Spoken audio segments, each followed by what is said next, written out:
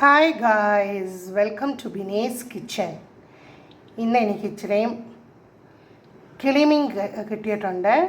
കിളിമീൻ ഞാൻ കുറച്ച് കിളിമീൻ എടുത്ത് കറി വെക്കാൻ പോവുകയാണ്, കുറച്ചെടുത്ത് ഫ്രൈ ചെയ്യാൻ പോവുകയാണ്. മീൻ കറി ഉണ്ടാക്കാൻ വേണ്ടി ഞാൻ കുറച്ച് ഇഞ്ചി, വെളുത്തുള്ളി, സവാള, കൊച്ചുള്ളി ഇത്ര അരിഞ്ഞു വെച്ച്, പിന്നെ ഇവിടെ കരിയാപ്പില എടുത്തിട്ടുണ്ട്, പിന്നെ ഇവിടെ കുടംപുളിക്കകത്ത് ഞാൻ ഇച്ചിരി ഉപ്പിട്ട് ഉപ്പും വെള്ളവും കൂടി ആഡ് ചെയ്ത് ഒന്ന് കുതുക്കാൻ വെച്ചിട്ടുണ്ട്. ഇവിടെ നമ്മളെ ചട്ടി ചൂടായിട്ടുണ്ട്, മീൻ ചട്ടി.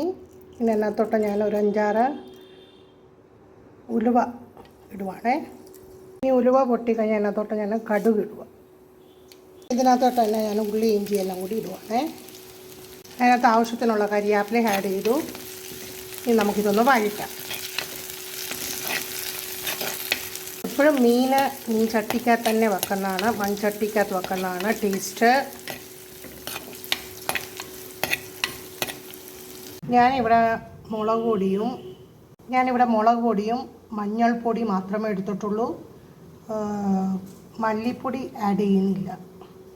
ഞാൻ അതിനകത്തോട്ട് മുളക് പൊടിയും മഞ്ഞൾപ്പൊടിയും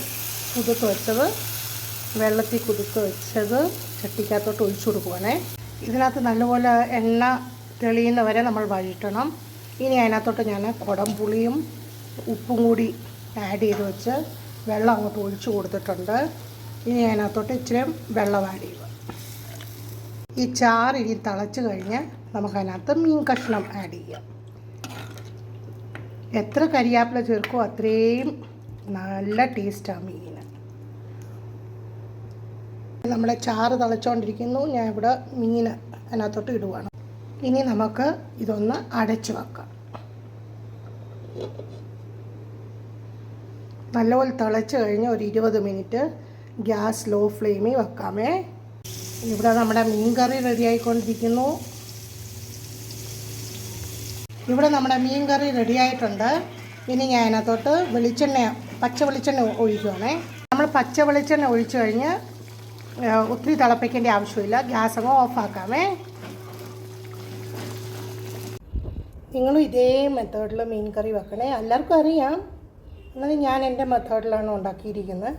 thanks for watching my video. Please like, share and subscribe my channel. Thank you.